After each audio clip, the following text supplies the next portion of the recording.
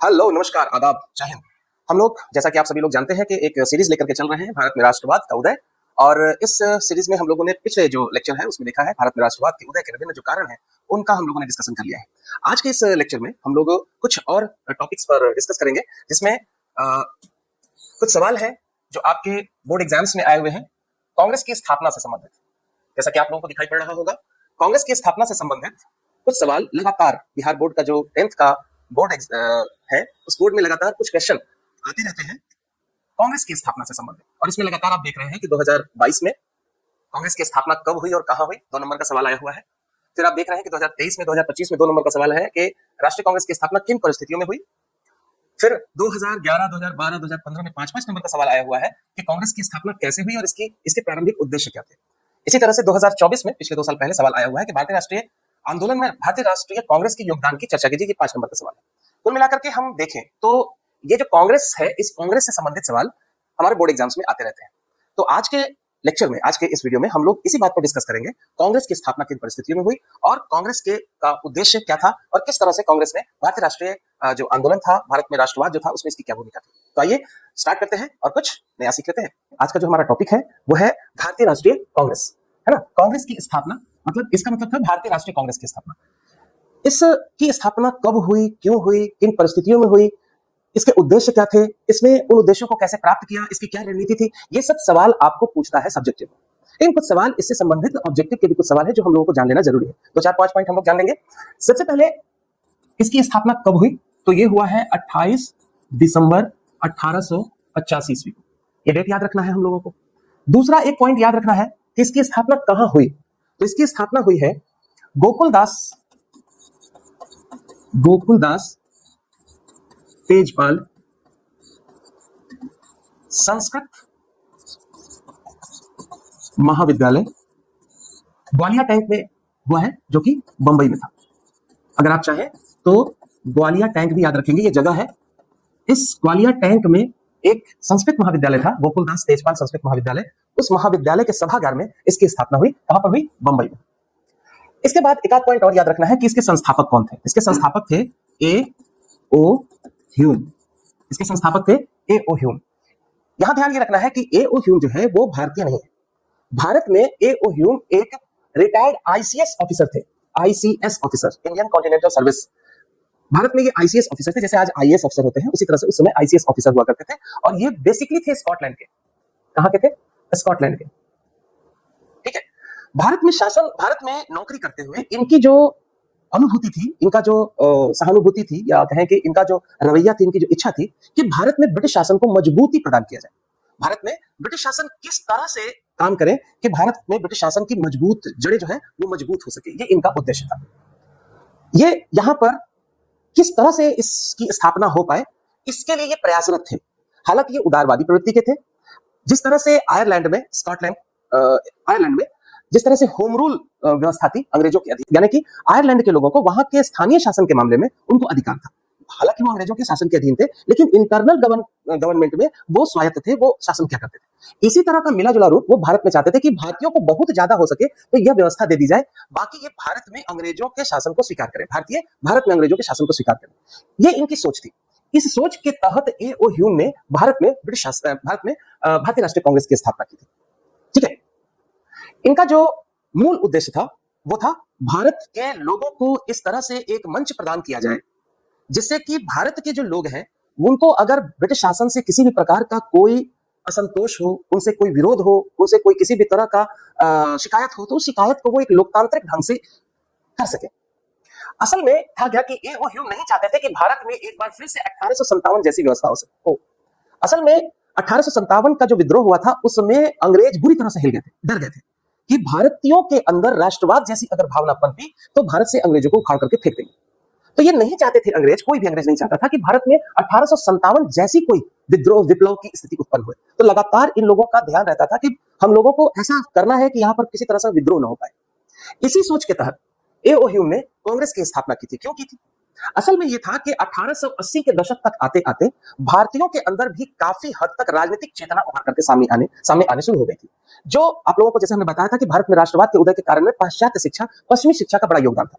बहुत सारे भारतीय हैं, खास करके प्रेसिडेंसी में, बंगाल प्रेसिडेंसी हो, बम्बई प्रेसिडेंसी हो या फिर मद्रास प्रेसिडेंसी हो, प्रेसिडेंसी जो नगर थे उन जगहों पर खास करके बाकी जगह से भी भारतीय अब अंग्रेजी शिक्षा ग्रहण कर रहे थे। कुछ भारतीय तो विदेशों में जाकर के, इंग्लैंड में भी जाकर के उच्च शिक्षा ग्रहण कर रहे थे। ऐसी स्थिति में ये जो भारतीय अंग्रेजी शिक्षा, पाश्चात्य शिक्षा ग्रहण करके, जैसा कि हमने आपको पहले बताया था कि वहां पर पश्चिम देशों में जो उदारवाद, लोकतंत्र, पूंजीवाद, है ना, स्वतंत्रता, समानता, बंधुत्व, शासन, स्वशासन, राष्ट्रवाद, ऐसी जो भावनाएं थी ये भारतीयों के अंदर भी आनी शुरू हो गई थी और इसकी अभिव्यक्ति भी हमको दिखाई देने लगती है कांग्रेस की स्थापना के पहले ही। आप देखेंगे तो पता चलेगा कि लैंड होल्डर सोसाइटी से लेकर के इंडियन एसोसिएशन तक कई राजनीतिक संगठनों की स्थापना हो गई थी।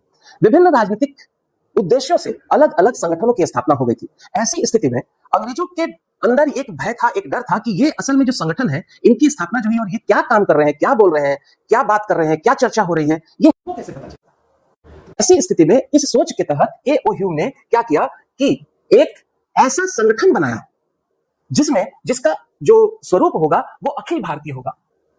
पूरे भारत के लोग उसमें शामिल हो और भारतीयों से यह अपेक्षा की गई कि आपको ब्रिटिश सरकार से जो भी मांग रखनी है, जो भी आपका असंतोष है, जो भी आप चाहते हैं, वो आप इस मंच के माध्यम से, कांग्रेस के मंच पर आइए और इस मंच के माध्यम से आप अपनी बात रखिए। हमको इससे, ब्रिटिश शासन को, सरकार को इससे पता चलेगा कि आपके मन में क्या चल रहा है, आप क्या चाहते हैं और हम उसकी बात पूरा करने की कोशिश करेंगे। यह सोच था असल में ए.ओ. ह्यूम का।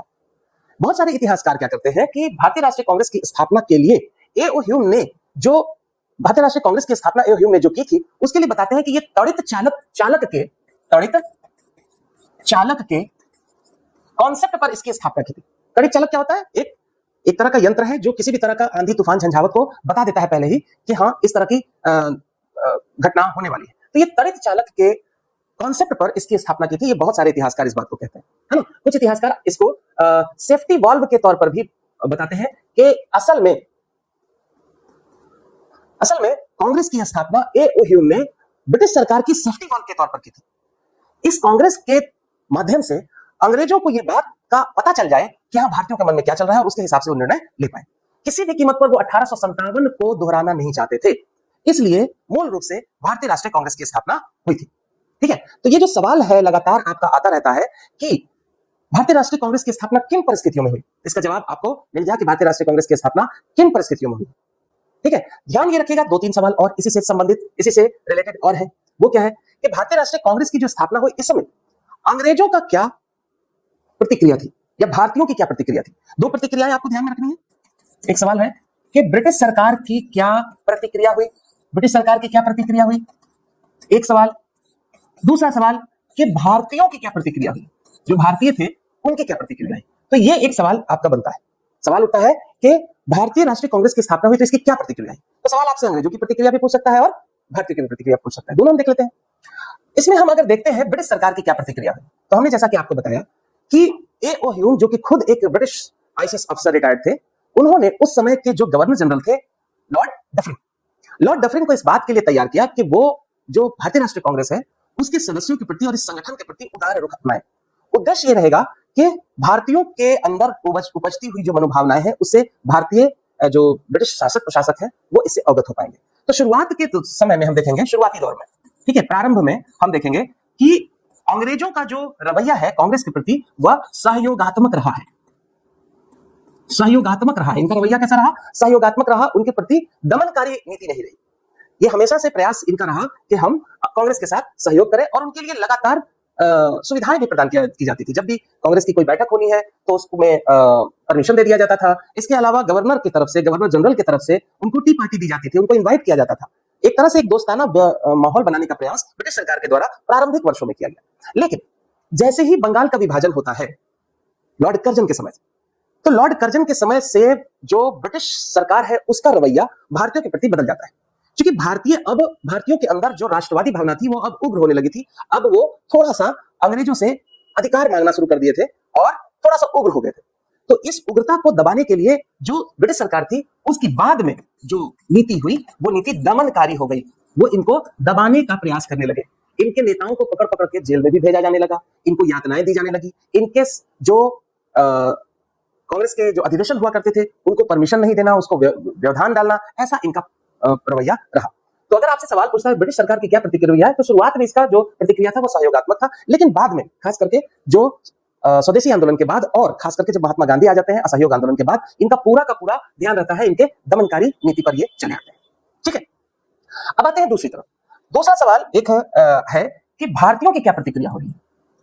तो ध्यान रखेंगे कि जो भारतीय पढ़े लिखे भारतीय थे, है ना, जैसे शिक्षक हो गए, पत्रकार उस समय थे, हाँ, वकील थे बहुत सारे, है ना, और बहुत सारे जो आईसीएस ऑफिसर थे जो नौकरी छोड़ रहे थे, है ना, और पढ़े लिखे शिक्षित युवा वर्ग था। तो जो शिक्षित वर्ग था, है ना, शिक्षित वर्ग था, है ना, इसने इसका स्वागत किया। किसका स्वागत किया? कांग्रेस की स्थापना का। कांग्रेस की स्थापना का स्वागत किया और इसका एक अखिल भारतीय स्वरूप स्थापित करने का प्रयास किया। बढ़ चढ़कर इन सारे लोगों ने हिस्सा लिया। उस समय के जो प्रारंभिक आप देखेंगे कि जो लोग हैं, दादा भाई नौरोजी हो, फिरोज शाह मेहता हो, बदरुद्दीन तैयब जी हो, सुरेंद्र नाथ बनर्जी हो, एस एन चटर्जी हो, है ना, जॉर्ज यूलो हो, बहुत सारे लोग हैं। वो सारे लोग इसका स्वागत करते हैं, इसमें बढ़ चढ़ करके हिस्सा लेते हैं। भारतीयों की एक प्रतिक्रिया हमको दिखाई पड़ती है। ठीक है, जो आम जनता है वो इसके प्रति उदासीन बनी रही, इनका ध्यान इस पर नहीं रहा। ठीक है, तो मिला जुला करके अगर आपसे सवाल पूछा जाता है कि कांग्रेस के प्रति क्या प्रतिक्रिया हुई, कांग्रेस की स्थापना के प्रति क्या प्रतिक्रिया हुई, तो आप भारतीयों की प्रतिक्रिया भी उसमें डाल देंगे और ब्रिटिश सरकार की जो प्रतिक्रिया शुरुआती दिनों में थी वो भी बता देंगे और बाद में किन परिस्थितियों में बदल गई उनको भी बता देंगे। तो इस तरह से हमारा ये सवाल का जवाब भी तैयार होता है। To be continued.